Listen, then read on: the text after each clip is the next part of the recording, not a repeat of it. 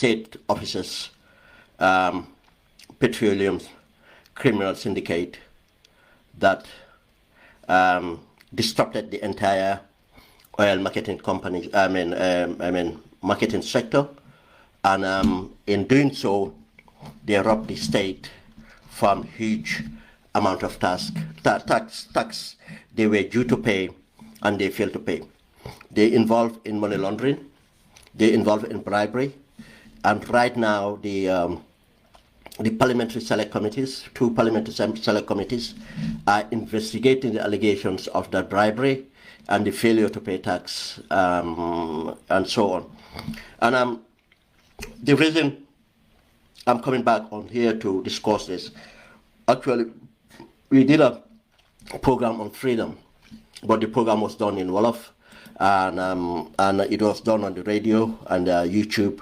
Wanted to make sure we have it on records, on Facebook Live, on Facebook, and in English, for the benefit of so many people that might not have the chance to listen to it on freedom or understand Wolof properly to appreciate the program. The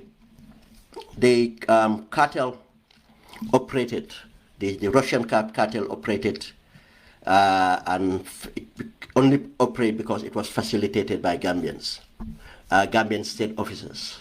But I can tell you, on the top of that list is the First Lady, the wife of the President, Fatou Barrow, and I'll explain how she become a part of the syndicate. And to explain this, I have to give a background of how everything came about.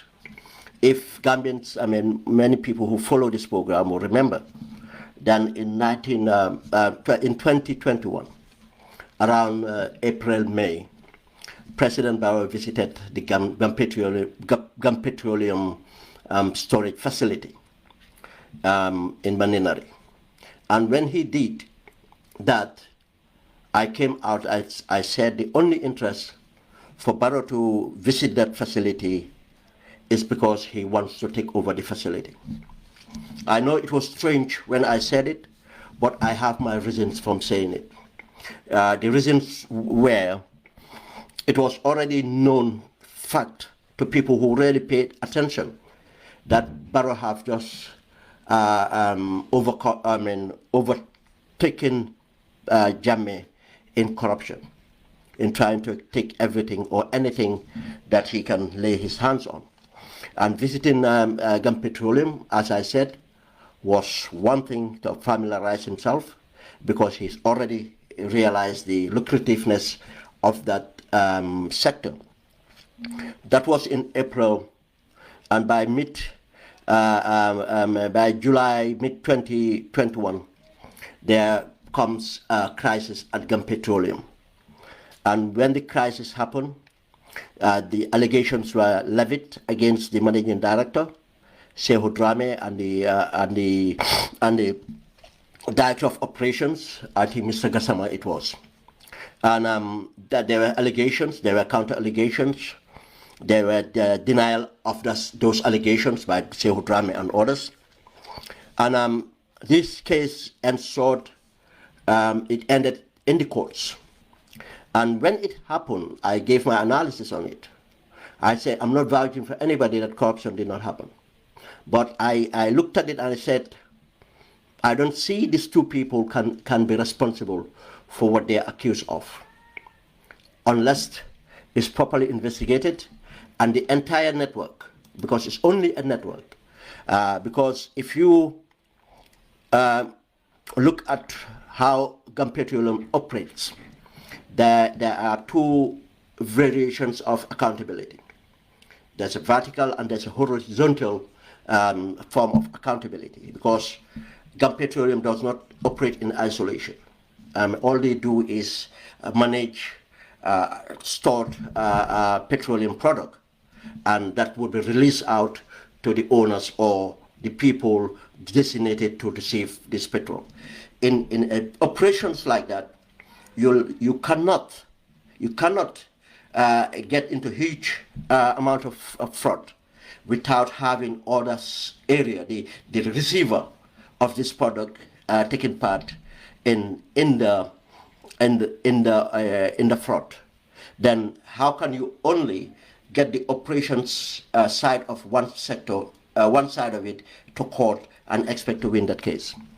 And as I said, the prosecution made their case, and the defense rose and said that they have nothing to answer, because what the prosecution presented, have no bearing of holding them to account for any wrongdoing.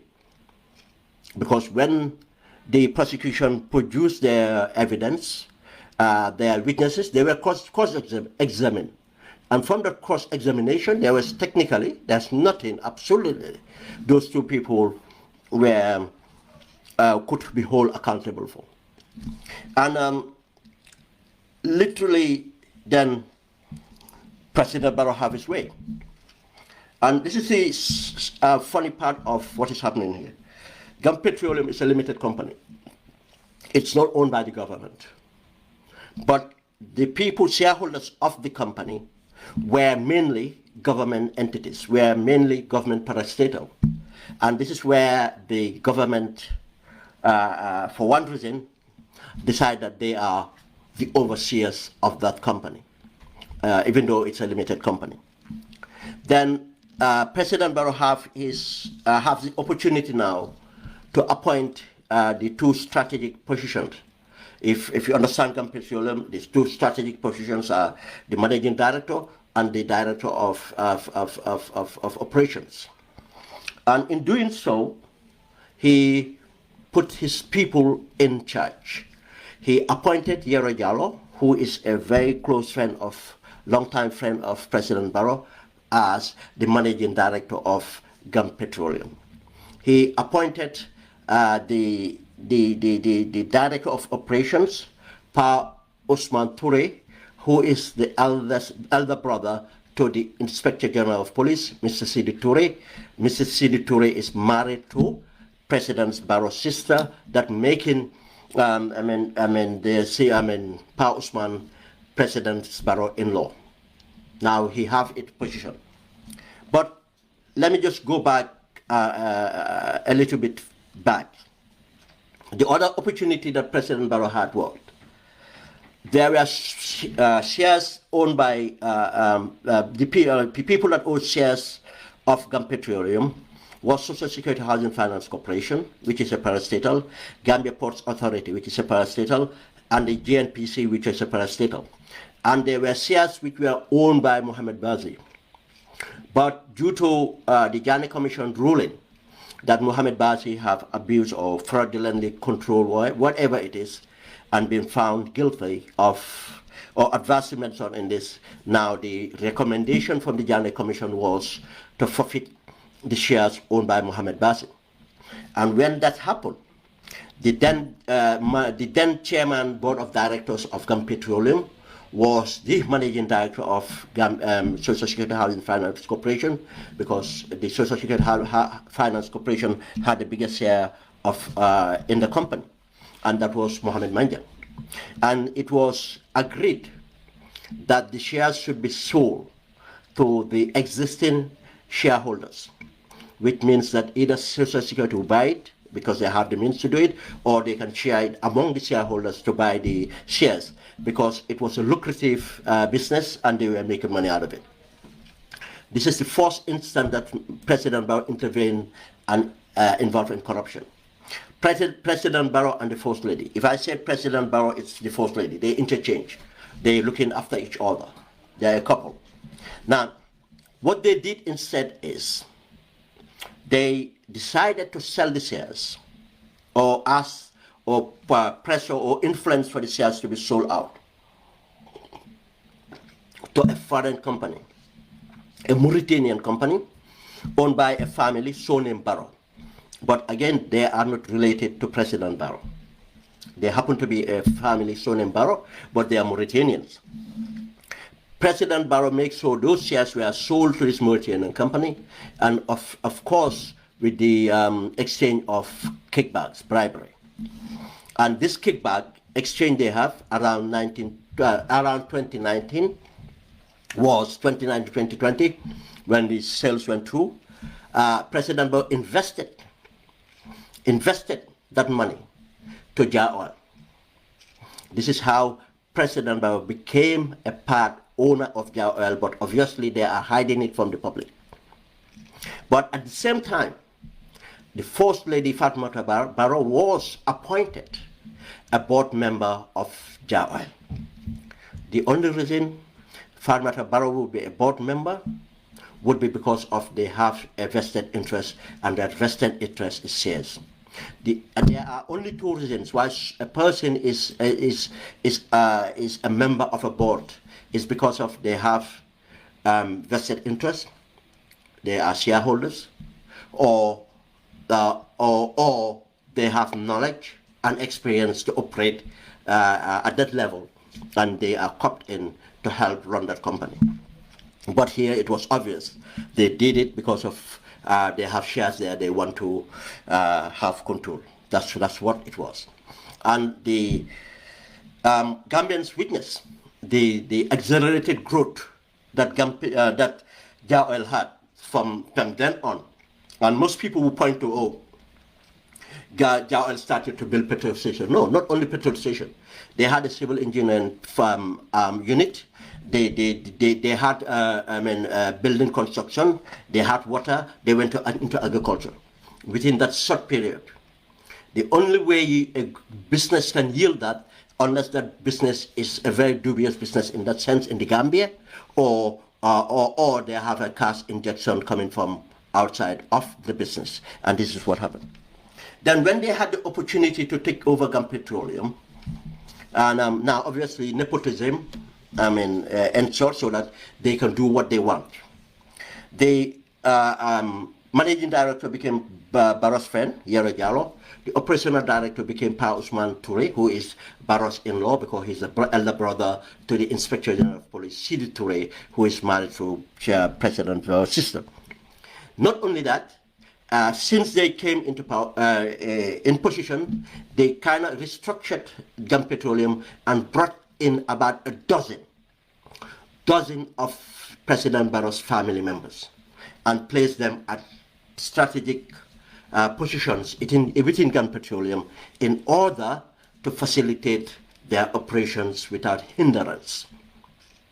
Remember I said the way Gambia Petroleum operate, there's a mechanism which is of a vertical and horizontal accountability sense, because the operations of Gambia Petroleum, the storage and delivery and receiving and sales is, you can account for things in many other ways.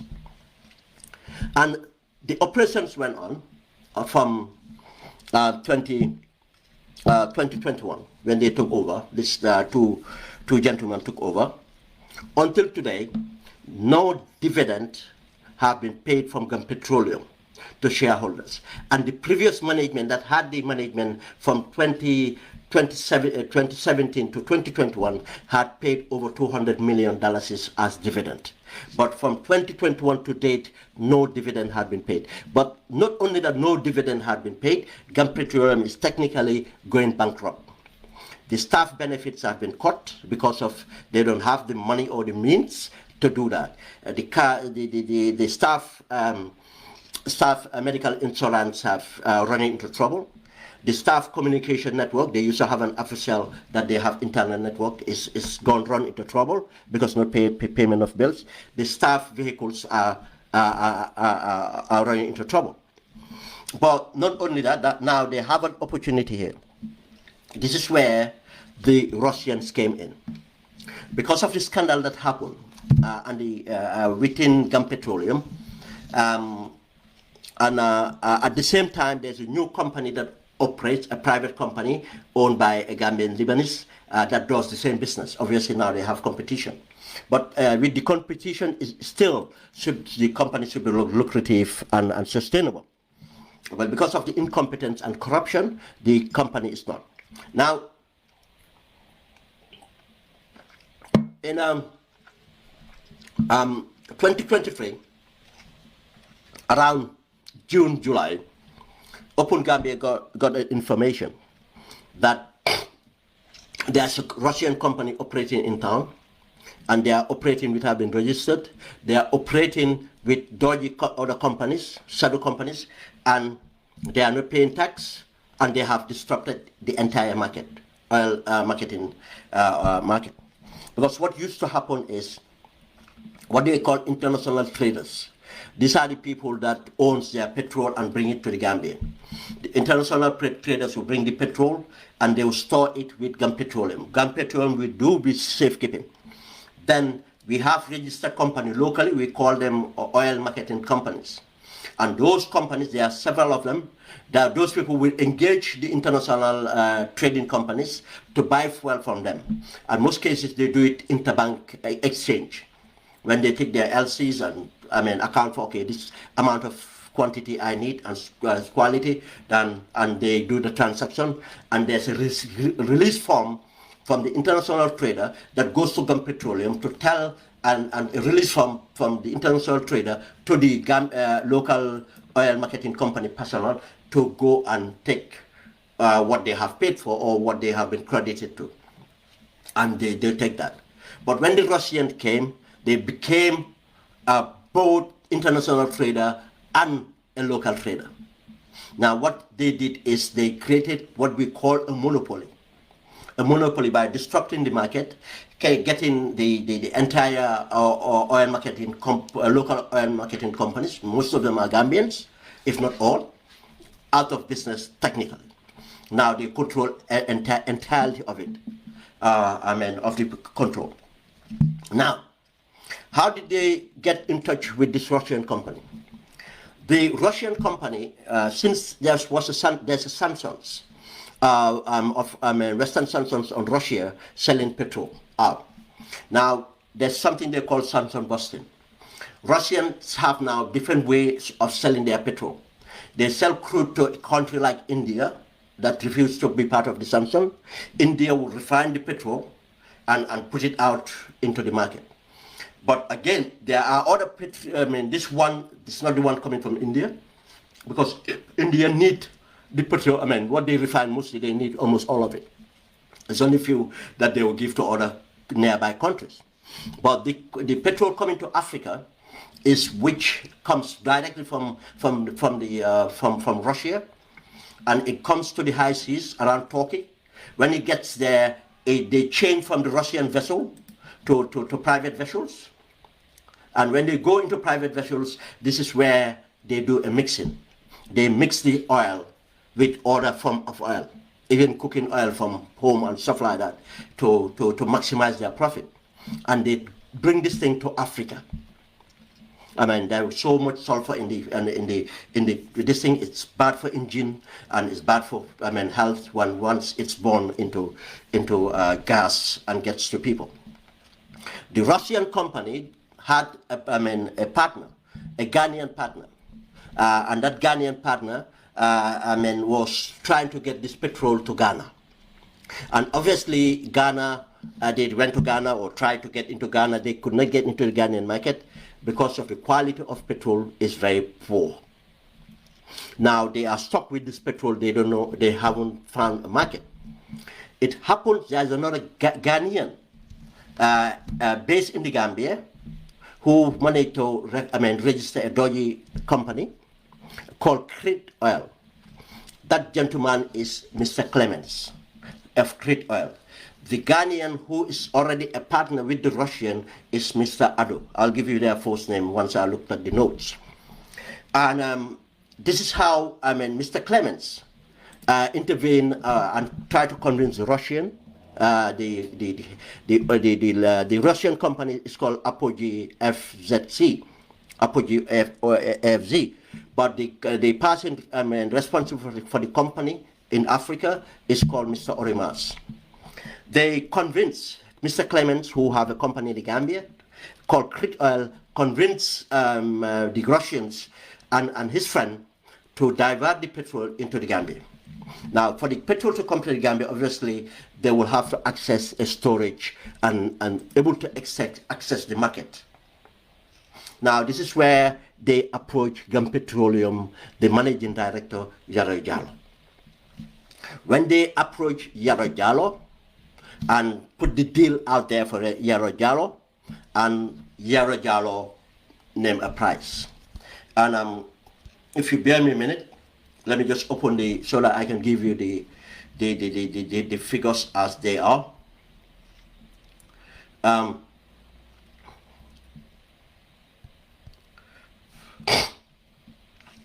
Just bear me a minute.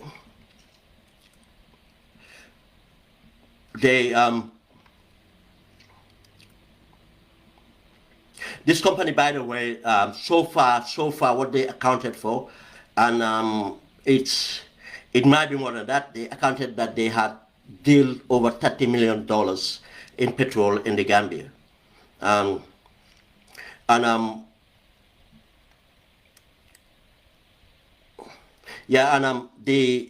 they approach Mr. Jallo, he was designated to be receiving $600,000 a month. He was designated to be receiving $600,000 a month.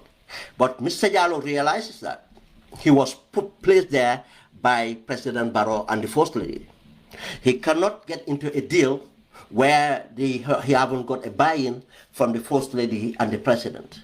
Now, the President have kind of distanced himself. It's the First Lady that Mr. Jallo deals with directly. And he approached the First Lady and explained this deal to the First Lady. When they explained the deal to the First Lady, they agreed on taking on this deal for the petrol to come in and continue to come in. But the First Lady's share of the deal is $50 per ton. That will be paid any ton sold or brought into the country and sold. He will be receiving $50. And so far, what we know of conservatively, they have imported almost 700,000 tons, which if the First Lady have received every penny owns to her, probably some is not received yet, probably entire petrol is not sold yet, the First Lady was going to have about $3 million. That was his share. Once the First Lady bought into the deal, obviously the First Lady would not be physically representing herself. The First Lady nominated a gentleman called Ibrahim Jabi. Ibrahim Jabi had a company called JT Energy as an agent. Now, Ibrahim Jabi as an agent would act to look after the interests of the First Lady with the Russians and Yaro Jallo. Now, this thing going on, they brought in the poor petrol, and Ibrahim Jabi is running the side of that business, and Yaro is running the side of making sure the petrol gets into the market. Now, Ibrahim Jabi's share, what he was going to benefit from, they gave Ibrahim Jabi a share of exporting to the Malayan market. That's what Ibrahim Jabi's share is from JT Energy. Then the operation went on. As the operation went on, obviously Apogee did not have a bank account because they're not registered in the Gambia. Crude Oil had a bank account with Access Bank. And Crude Oil, again, Mr. Clements helped through the way he did to a register company. He helped his friend, Mr. Ado, to register a company too. Mr. Nana Kofi Amanko Ado, to register a company called, the company called Ultimate Badge Energy, to register an account in EcoBank. This is so that they can launder the money. Now, if the Russian sells any petrol, that money was paid into Mr. Clements' account in Access Bank. At that time, Mr. Ado, the other partner of the Russian, did not have a bank account with EcoBank. They only have one account running, company account running, and which is under Crude Energy. Then the business went on smoothly. Nobody only people that need to know. Some of the oil marketing company people knew about it. they were not in the clear. But the minute it was time to withdraw the money and to pay the kickbacks, they become a problem. Now the Russian and the other Ghanaian, Mr. Ado of Ultimate Badge, now they managed to open an account with EcoBank. Now Access Bank allowed the Russian to move the money. Almost the money they moved was almost 400 million. That is about 300 something, about $400 million. They moved that money from Access Bank without Mr. Clement's permission to EcoBank. And I'll explain how that came about. Into EcoBank. When they did that, because of now they want to cut Mr. Clement out, they don't need him anymore. Because now it's Mr. Clement that brought them into the country, but now they have a better partner here, which is the First Lady via Mr. Ibrahim Jabi JT Energy, that will facilitate anything else for them. Now they don't need Mr. Clements. They don't want to pay Mr. Clements what it's worth for his efforts in their syndicate. They want to cut him off. And this is how the other players, Gambians, within the oil marketing company, learn about this thing, because of Mr. Clements now started to talk. Then they reached out to me and started to give me the information. We started to work with the information, putting it out there, and it became more clear. Now, when that situation arose and Mr. Clements started to speak out, and we got the information, Open Gambia got the information, and we started to put the information out there, it became a police case. The Financial Intelligence Unit of the Gambia decided to investigate, and within a short period they wrote a report, an intelligence report, and confirmed all the allegations we made that this is taking place. And that is a criminal syndicate, Russian syndicate, is operating in the Gambia and disrupting the oil market, and they are suspected of, involved in money laundering and so on and so forth. They made their report, and the Inspector General of Police was informed. The police was informed, and the report was shared with the police. The Russian was arrested, Mr. Clements was arrested, Mr. Odo was arrested. They did not arrest Mr. Ibrahim Jabi, obviously, because of that links to the First Lady. When they arrest these people, instead of the Inspector General of Police proceeding with this case, which the Financial Intelligence Unit have done the major work of investigation and presented all the intelligence report to them, what they to have done is just to collaborate things or just finish it up and seek recommendations from the Inspector General, from the Attorney General chambers for prosecution. Guess what? The IGP, who was Ablai Sanyang, now the Interior Minister, took a bribe, and he too was bribed for $26 million. Yes, you hear that. $26 million. We are working on the details on how he received this money. We know some of it was paid in dollars, but the others was paid to intermediaries, which we are trying to track down. Now, instead of arresting these people and prosecuting them, no, he took his kickback. Then Mr. Orimas was released, and these people were released, Mr. Ado.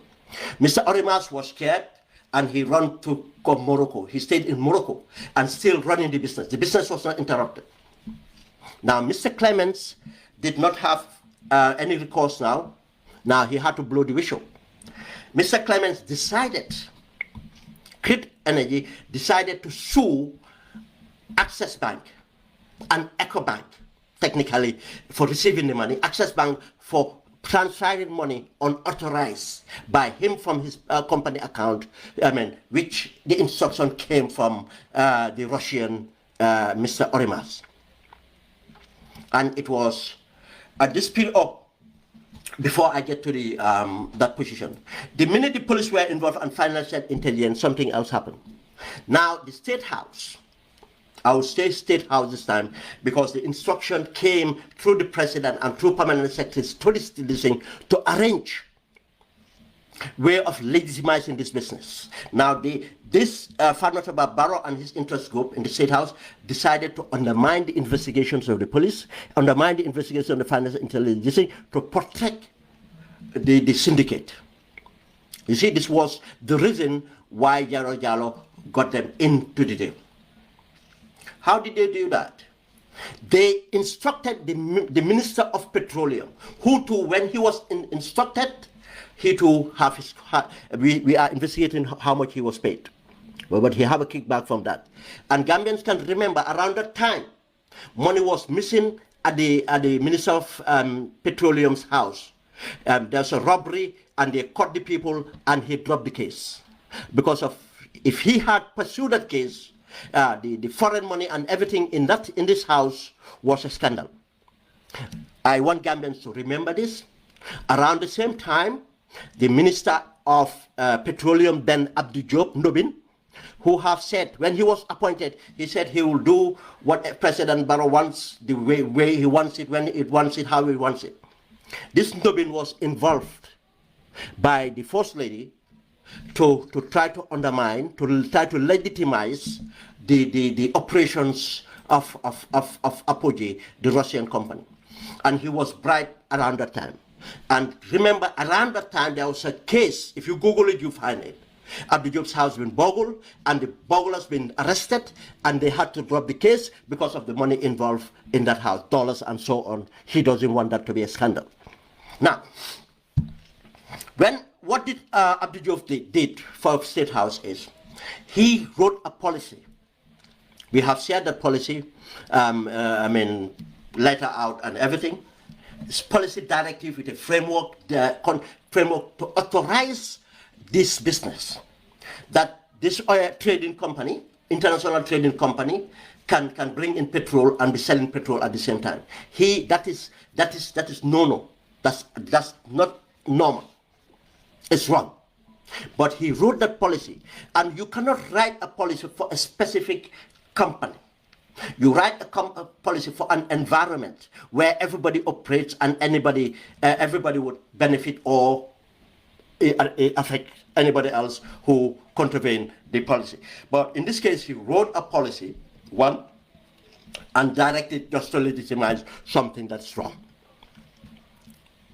Two, the policy he written have an implication of financial nature. And the Minister of Petroleum is not responsible to write policies of financial that have indication of financial nature. The Minister of Finance is responsible for that. Ministry of Finance is responsible for any policy that is of financial nature. Not even the President of nobody else is the Minister of Finance. That's what it says in our Constitution. But Ndobin did that, and you ask yourself, why did Ndobin Abdou Diop break the law, Constitution, and break the laws and everything? Because he had a kickback and he got instruction from State House. Now, when they did that, to allow these people to normalize and operate. The proof of this in the committee hearing at the Parliament, both PM Job and PM Jallo from the Ministry of Finance testified at the committee investigating this to say that they were not aware of this policy. They said that the policy have contravened the existing policy. They were not aware. Yes, the letter written, it was copied. I've seen a copy. It's listed that it was copied to Finance Ministry. But to point out that if the Finance Ministry said that they have not received the letter, it can be very true. Because such a policy should have come from the Finance Ministry. Even if it is to do with petroleum, the Financial Ministry, the two permanent secretary, would be the technocrats to draw the policy in consultation with any other ministry that will affect. In this case, the Petroleum Ministry. But the Petroleum Ministry cannot generate the policy and just implement it without the Finance Ministry. They said, no, we were not aware, and they said it's wrong. Now, that is clear part that Ndobin is held accountable. The Inspector General of Police now, presently, CD Toure, have testified. I know it's on camera, but how do I know he testified to say that? He was not around.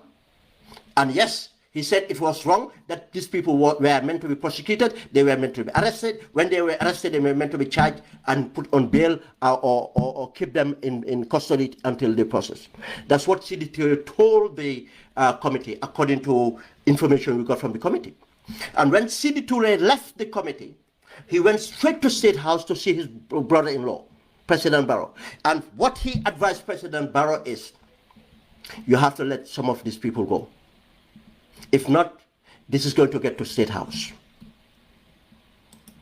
This is, the entire government is implicated in this. This is a syndicate. That's what he said. Now, when Mr. Clements took the case to the court, against Access Bank and EcoBank, something interesting happened. The GRA, Gambia Revenue Authorities, came onto the want to participate in the in that case, because what happened is one of the things Clements asked the Supreme High Court to deal with is because he'll be liable for the tax to be paid on the money that went to his account, and this entire money has been taken out of his account. Now, the GRA pretended that this is the time they knew about this company operation. I'll come to that. Now, they went to the courts to be included, asking the judge, Justice Ibrahim Ajaiti, to include them in the trial because they have vested interests because of the tax and failure to pay the tax. Obviously, Justice Ibrahim Ajaiti said, no, you have to take that up separately. We are going to deal with this entity here as what transpired. And this was around December now. It have got to December. Now, Justice, when that happened, now you ask yourself, how can a company operate almost over $30 million without GRA knowing? Let's go back to where it starts, Gulf Petroleum. It's impossible. That's why I said there's a horizontal and a vertical accountability mechanism at Gulf Petroleum. And that part of that horizontal accountability is the customs. There's no liter of petrol that will leave Gulf Petroleum without having clearance from customs. If you manage to go anywhere to get any of these things, the last point of exit, you have to show all this clearance. That you have a clearance from the pump station, you have a clearance from wherever it is, to the customs one have to be there before you leave the premises. How can GRA not know? When the GRA managing director, Yankuba Dabo, went to the commission to testify, he testified that he did not know, or the senior management did not know, but they were ought to know. Hence, they ought to know. If Young said he doesn't know, yeah, it's possible, but he's ought to know by how? Because he has personnel to make sure those taxes are recorded. But not only that mechanism they have what they have called a financial intelligence unit. What's the point of a financial intelligence unit is to look at this situation, sort of situation when they arises. If the Gulf Petroleum have not registered any or less tax for a period of 6 months, the financial intelligence unit should have noticed that, look, Gulf Petroleum for 6 months have been under the, not hitting this target or that. What's the reason here? They go and investigate. But I'm not saying that they have, obviously they have failed. Did they fail because of incompetency? Did they fail because of they too were part of the deal? I don't know. But we know that they have failed. This is what the committee should establish. Bring them in and question them. But GRA have completely failed, and they allow this tax, dodgy tax arrangement to, these people to get away with this tax. Interesting enough, December twice the case was called up. Mr. Clements against Access Bank case was called up. GRA, I have not heard of them taking a case separately to recover this tax from the Russians. Why? I've not heard that. If it's happened, let me know. We are not aware of whether tax have been recovered.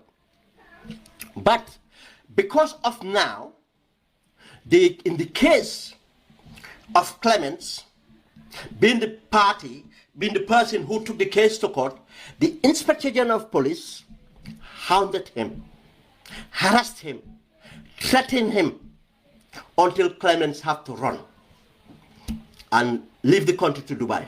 Why Clements was not on bail? Why Mr. Orimas was not on bail? Why all these people can easily leave the country when they want? Because of the police, Inspector General of Police, then Ablai Sanyang had been bribed $26 million. And we'll come to that. We spoke to people that know, and we are looking at this case, including other case, and we are told that Ablai Sanyang is worth about $3 to $4 million now, because of all the dodgy things he's been involved in. The companies that are running, he's running companies, and one company is running it with the governor of central bank, and we wonder why our dollar depreciates like this. Okay, we continue. Now, Mr. Clements Hunted, he left, but before he left this thing, he wrote a statement and made all his allegations and pass it on for the to certain MPs to investigate this case on. We have not heard about the court case, but luckily now we have the MPs looking into this. This is the situation that arises. All these kickbacks. Now, Yaro Jallow was invited at the commission, and he's going to be re-invited again. He gave fabricated information, and the witnesses that came up are contradicting what he has said. But his arrogance, he even showed his arrogance at the select committees until he was asked to apologize. And we have been receiving this report at Gambia Petroleum that he would arrogantly say that, look, he is backed by the president. He's the president's friend. He doesn't need an appointment to see the president. He's representing the president's interests. This is where now we should look at the order form. And before that, now, with all this happening, in January 2024, this Russian company now decided to register as an oil marketing company in the Gambia. But how did they register? 99% of the company is owned by Apogee FZC in Dubai. And they're not telling you, they did not tell the Gambian company house that they have a subsidiary in Turkey. That subsidiary get hold of the petrol, do the mixing of the petrol and everything, control that bit, and the sales money only go to Dubai. That's where the company operates. Because of that's where they operate in order for the Samsung Boston, for the money. When they got the money there, they can launder the money in Dubai. This is the only reason they're based in Dubai. But they have a logistic company in Turkey. But when they registered in the Gambia, just to formality, 99% of the company is owned, shares are owned by Apogee FZC in Dubai. 1% is owned by Mr. Orimas, the Russian, a foreign national. What's this going on here? It's the same thing. They're trying to legitimize it, legitimize their deal, but it's still illegal. What have these people done now? They've disrupted the market. Many Gambians who were operating as independent dealers have been taken out. And this Gambian government wonder, why do we have problem with our dalasi? At one time, Mr. Orimas have $100 million dalasi in cash. He want to change it to dollars. He was offering good rate. This is what pushes it. He will go to the local market and offer good rate, and the local market will sell.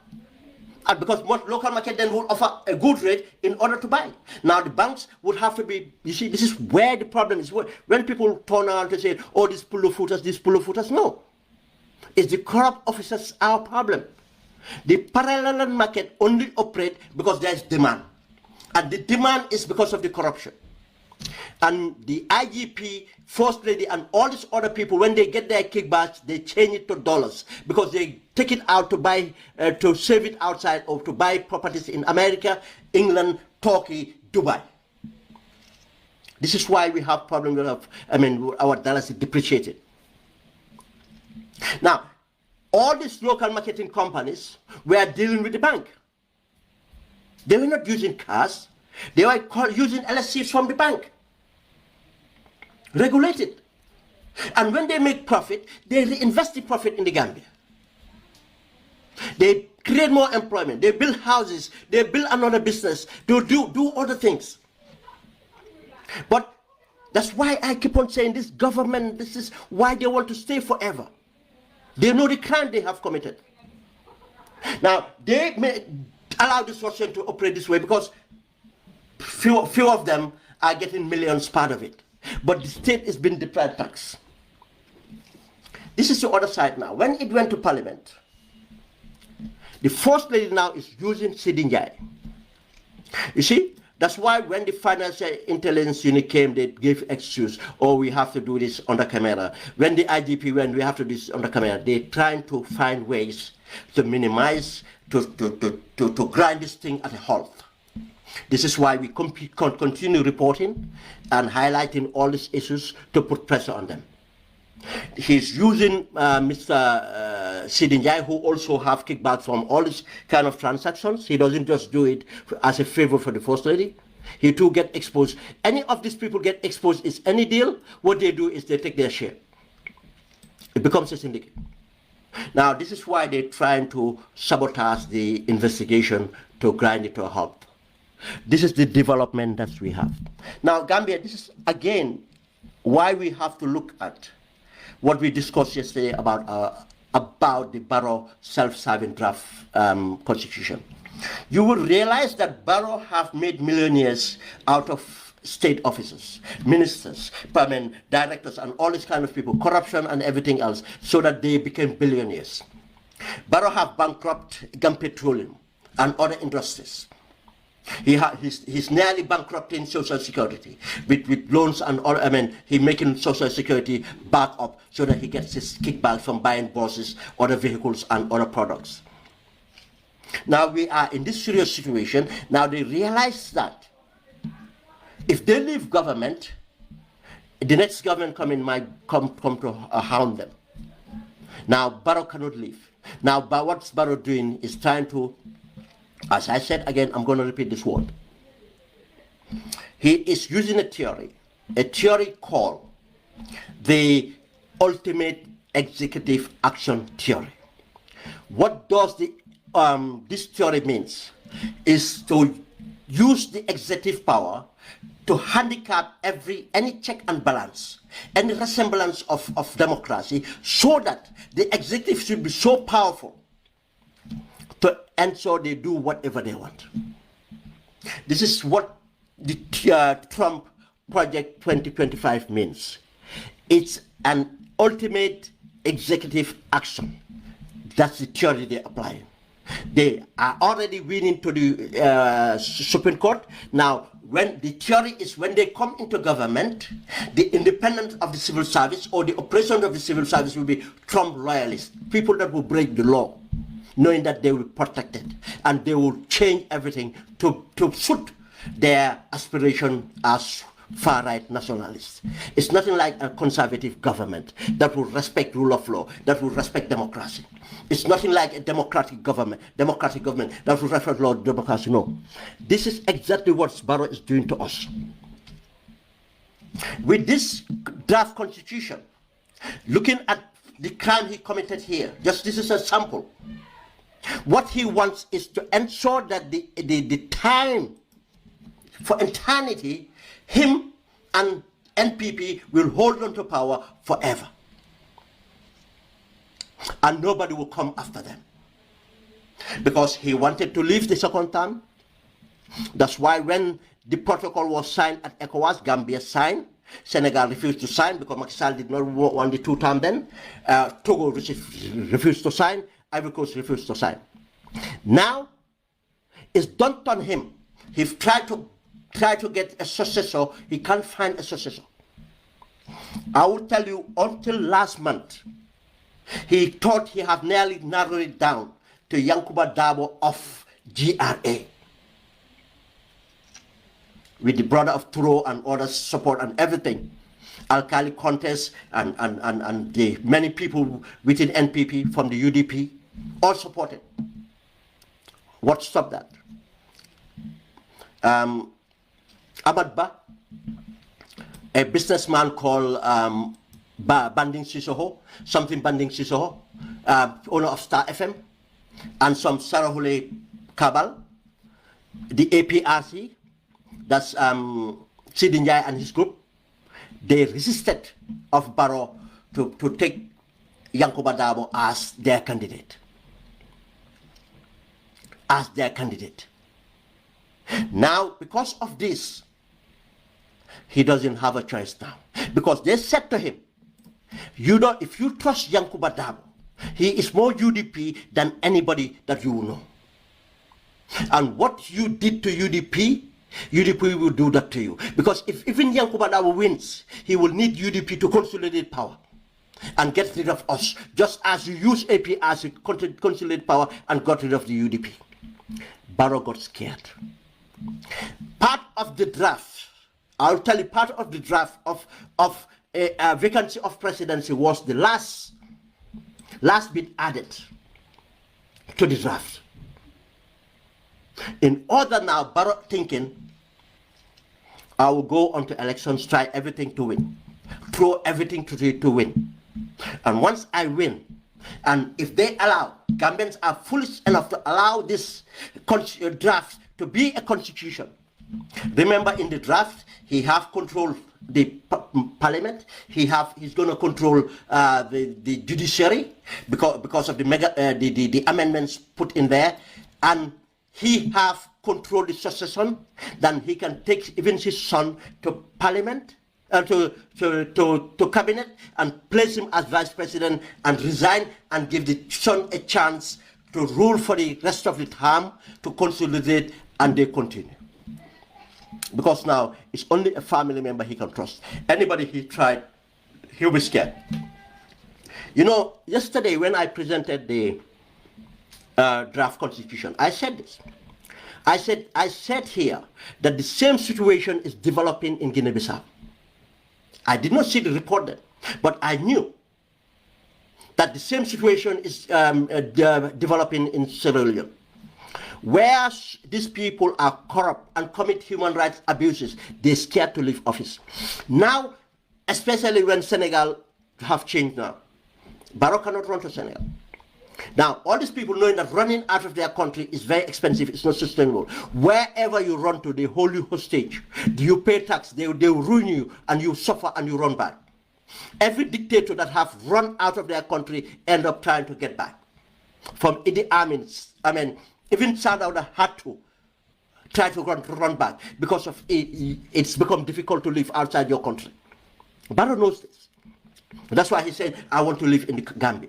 And all these people know that. Now, if they don't have that option, what they will do is try to have total control, ultimate control.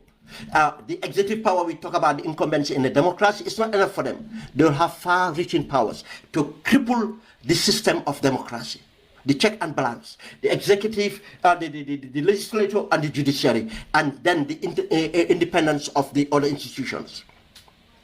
Now, just give you an example. When I said that yesterday, today I saw Mbalo Sissoho, the president of Guinea-Bissau, appointing the daughter as an advisor. That's a warming up. That's a warming up. He already have dissolved parliament some month, beginning of the year. By then, he thought Macky Sall would still be around to help him steal the election again. Because of the parliament was dominated by the opposition. Now, that's why he wants a favorable opposition. Remember what I talk about, the ultimate executive action theory to control. Now he is trying to go for parliamentary and he's going to be beaten. But he's expecting, if he wins the parliamentary, he will have the numbers in order to try for a constitutional amendment. If he has a constitutional amendment, what would he do? The daughter will come into cabinet. By that time, he mentored him as an advisor. He will travel with him as an advisor. He meet regional leaders and connected and so on. That's how they groom. Go and look at what is happening in Rwanda. Rwanda, it's not a democracy. It's an ultimate, the guy used this. Go and find out how he became a prime minister, a president. And he had the 2 terms before. He took it out. That's why I said, even Barrow, if we allow Barrow's draft, the 2 terms will go off the minute Barrow, get in with this draft. The 2 terms will go off because nothing would stop him then. Because of this sort of corruption. This is what leads it. Now, the head of police and many other peoples will be a part of this corruption. Let me come back to another one I'll just touch on brief. And it's sad. NAWEC is gone bankrupt. And NAWEC, it's sad the managing director to come and say, oh, Gambians need to change their mindset. Mindset for what? What mindset? He is in cahoot right now. I'm saying here this today and registered it today. He is in cahoot with Barrow.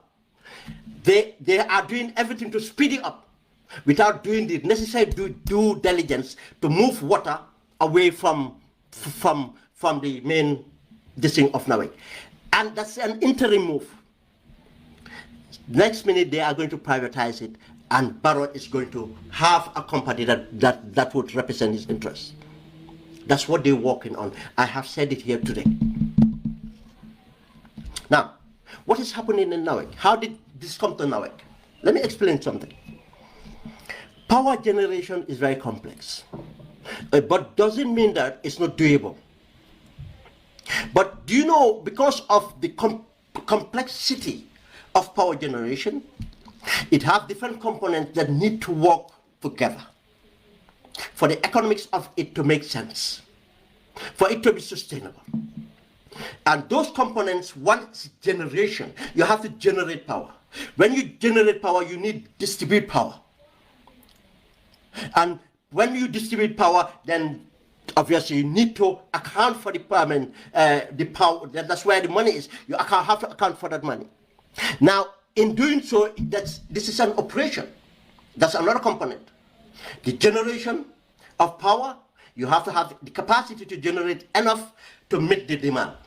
Now you have to distribute efficiently to make sure anything generated is distributed efficiently to get to consumers without power lost. If not transmission, you can lose a lot of your generated power and it affects the business. Now, the operation is the entirety of difficulty because of you need the expertise, you need the logistics to run engines or whatever mechanisms you use to generate. You need the workforce to run the distribution networks and everything else. That's why it's difficult. Go and look at Africa. Black Africa, I mean. That's why I said the leadership counts. You go to Arab Africa, they're sustainable. And I can tell you, not all of Arab Africa have petroleum.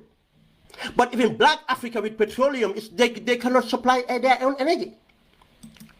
Go to Morocco, Tunisia, Egypt, and all these places. They far better than us. Now, from Gambia, let's have coast of from Senegal to the bottom of coast of West Africa, they are all using car power. Senegal is using car power. Gambia is using car power. Guinea-Bissau is using car power. Guinea-Conakry, I'm not sure. Ivory Coast is using car power. Ghana is using car power. Nigeria is using car power. All these people are using these private things. Why? Because of the corruption. Because of the corruption. Let's give it a history a little bit. Jawara failed to deliver on this aspect of it. Do you know why? It wasn't that Jawara was corrupt financially.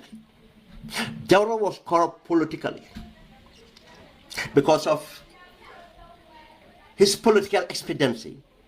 He have to be lenient to his patrons, people that support his political family or his political movement. Now, this is where it becomes that the wrong person will be appointed and wrong things will happen. Nobody would get punished or anything. Politically, he failed. But nobody would point to that Jawar was taking kickbacks. Nothing, no. But obviously, it fails. This is really it failed. It's not that Gambia could not do it for themselves. They can. But you have to have the political leadership right first. Yaya Jammeh came. It's only Barrow who is worse than Yaya when it comes to corruption. I can tell you that. Yaya Jammeh records is on, came through on the, how to call it, Jammeh Commission. But the same people that helped Jammeh, the Alkali contest and others, they were all part of it. When they came to the Jammeh Commission, they pretend as. No, they were all part of it. The minute Barrow came in, they captured Barrow because of Barrow's greed. Car power was the first problem that emerged. You all remember John Jatta, the engineer John Jatta. When they want to sign this car power, this thing, they even want to sign a lengthier contract. John Jatta said, no, we already have a company that said that they are within 24 months or 12 months, whatever it is, they are going to build a power station. This, that, it's better to wait for this. We can manage with this until we get this done. By that time, Alkali Contest and Fatou Cisses and all these people in the board and all those guys, what did they do?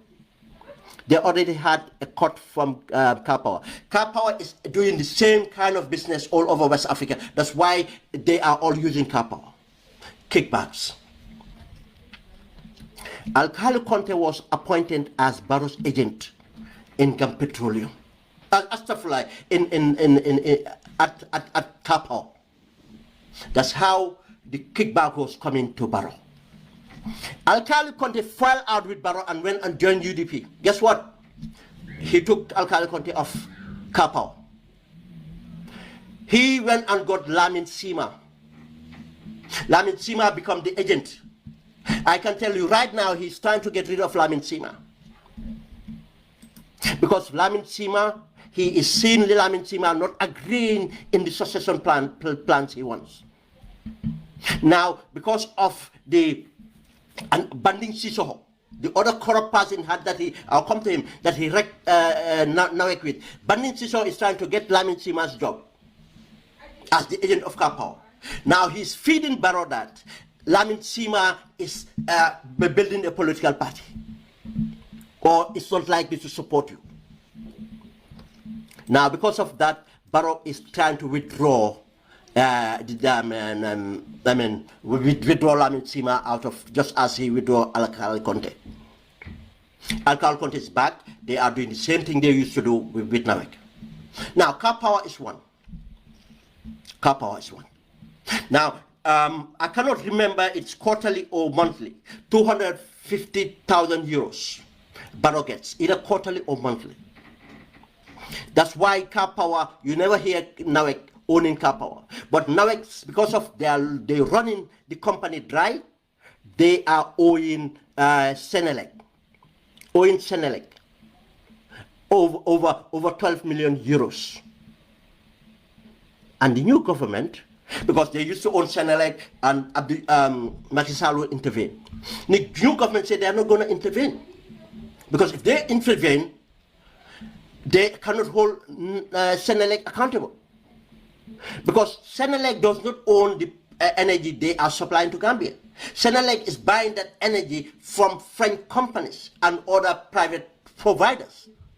Now, if you don't pay Senelec won't be able to pay the French companies. And if you don't pay, all these contracts have penalties. We cannot negotiate for that. Now, the Barrow government is angry with Senegal because they're not helping them. They think that they don't want to help them. No, they are prudent. They're telling you the right thing to do. It's wrong to do. Run your company efficiently and make sure you pay the company. This is what transpired. Now, this recap. Nawek, petrol. Nawek in petrol, I think 40% of their expenditure is on petrol and lubricants. Barrow introduced Banin Sissoho. He have never had any dealings in petrol. Now the deal they do in petrol is in two ways. One, if they say that they have delivered a ton of petrol to Nawek, it's a lie.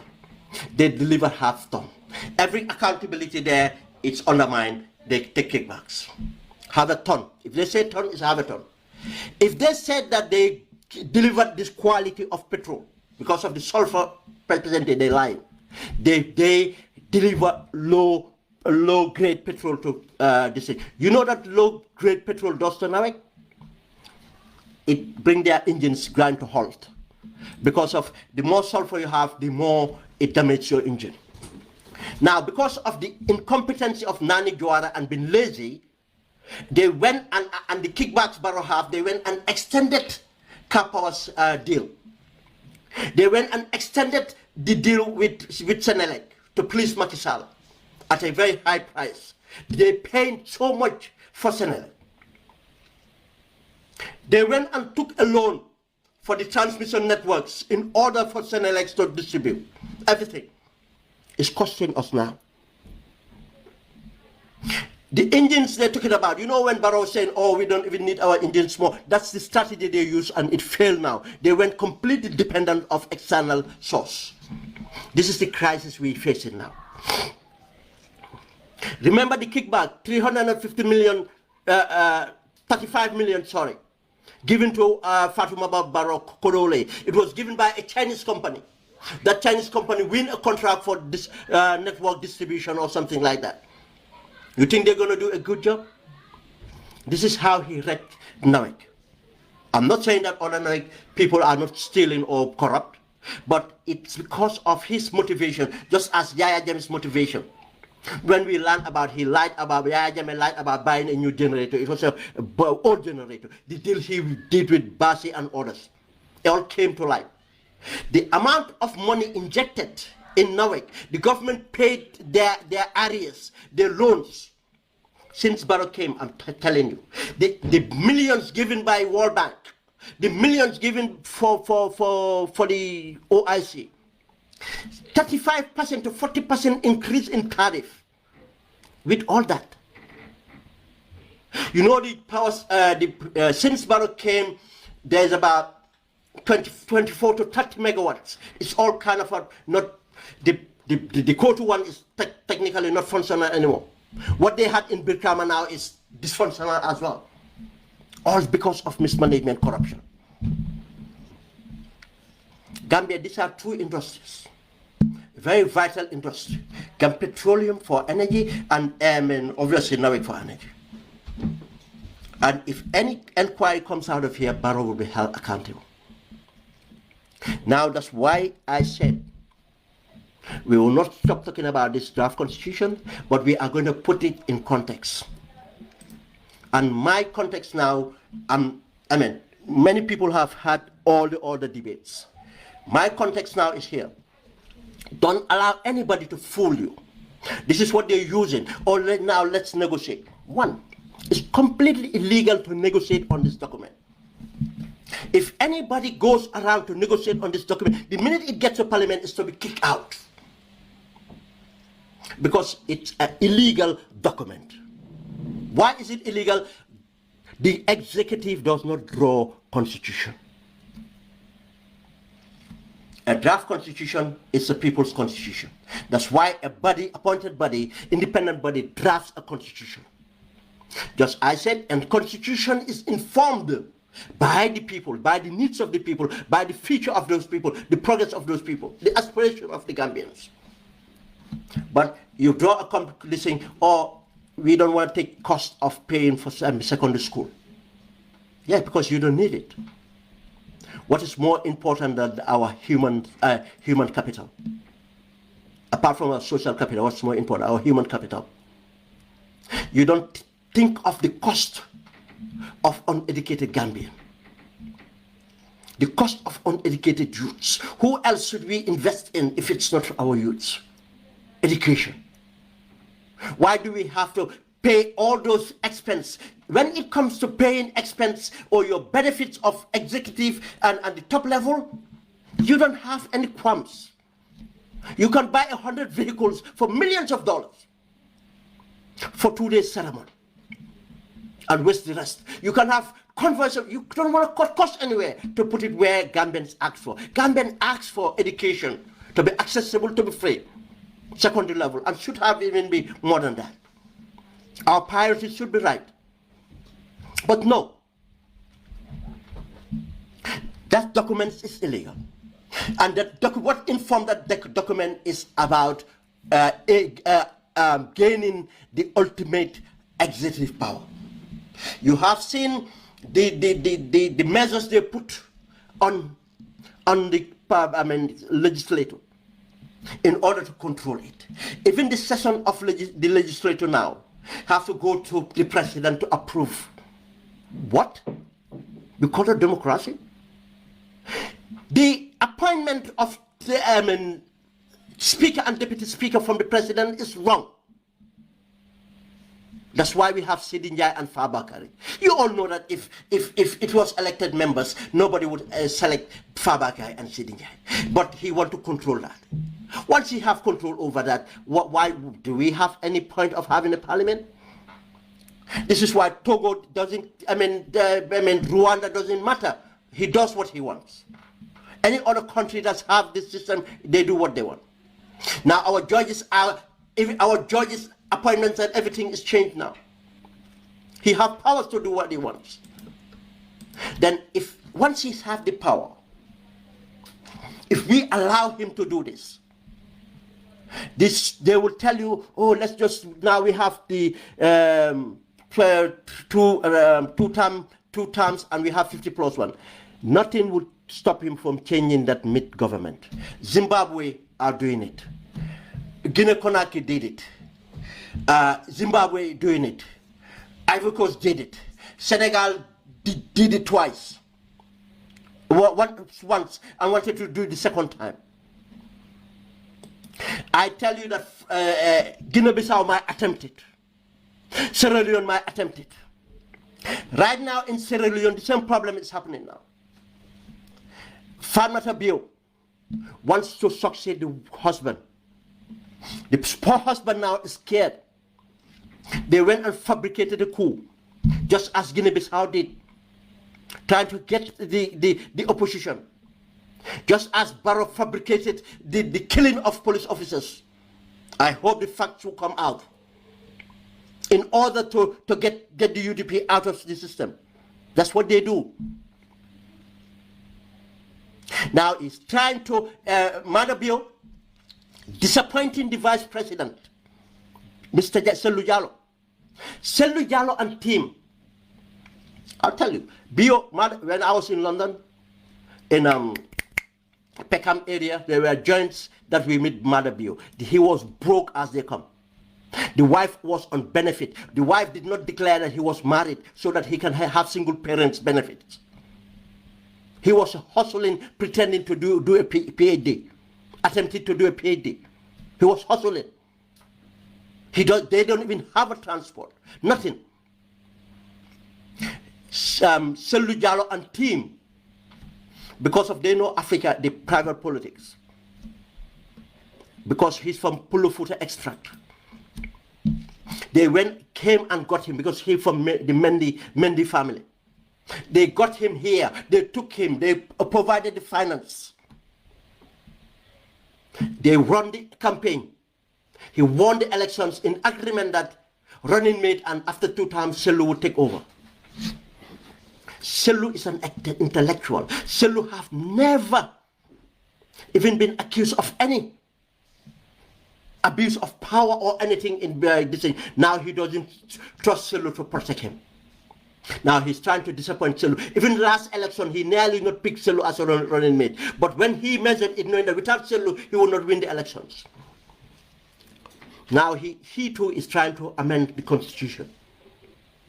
If he cannot amend the constitution, he have now chosen a Mendy, someone from his tribe, to disappoint the vice president.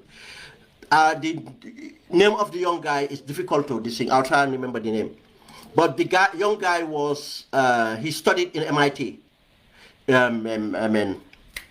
and came. He was the Rastafarian dreadlocks guy in cabinet, young guy. Now he appointed him first minister. This is the guy he wants to take over from him as a candidate. But guess what? If you go to TikTok, the wife is kind of gone crazy right now.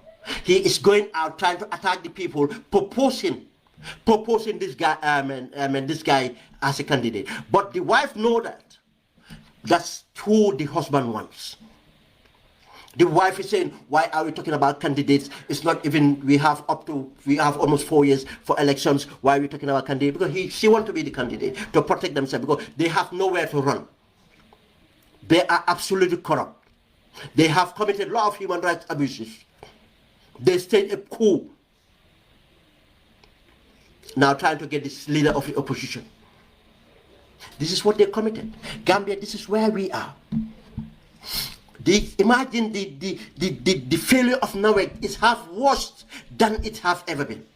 And the injection, the financial injection in Nawek, it has never happened. It's unprecedented. As I said, in time of Jawara, it was political corruption. Jammeh, it was financial and political corruption. In Barrow, it's financial and political corruption. Now they're trying to, sell Nawek cheap for them to get what they want. And this is the trouble we are. Now, if Gambians are continue complaining, about their electricity and everything, we cannot even sustain that anymore. It got worse. I think you should know what to do. Make sure you elect a government that can be held accountable. And if you mistakenly accept this draft, which is one is illegal, executive cannot draw a draft. One, that's enough. But two, the draft have everything to bring more powers to Barrow. The 1997 constitution is far better. Let nobody kid you. Because what they're going to sell you is, oh, there's 2 term and 50 plus 1. I can tell you it's going to go out. If Barrow wins, it's going to go out. There's going to be a constitutional amendment. That's why if Barrow wins, if Barrow runs for election and win, I can tell you a family member of Barrow, might be the son, I don't know how old the son is. But if the son is of age, the son would be, or one of the nephews will come in. You might have Amadou Sane or Njaga Sane or the one so-named John at the ports, the one he instilled as deputy managing director at ports without the qualifications. And you see that the qualifications for cabinet is changed as well. But once he's get in now, he can bring all the psychophants in cabinet. Qualifications of cabinet even change. And you realize that even the qualification of a president, the health condition, this thing, mandate is changed. Everything's changed.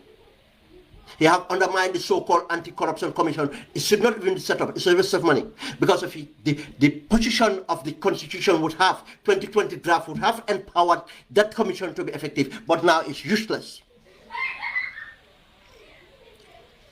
It's up to us now to do the right thing. Let nobody fool you that 2 term or this. Ivory Coast change. Guinea change. Zimbabwe is changing, and other countries have changed before. I cannot just remember off the top of my head.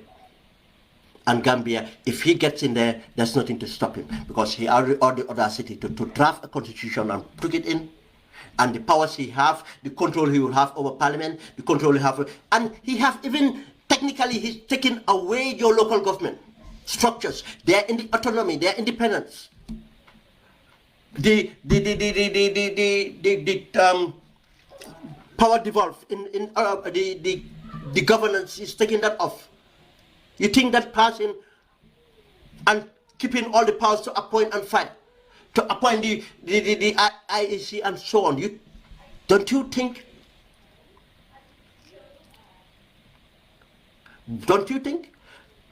Abdul Salam, I think it's from you, because everybody else can hear me.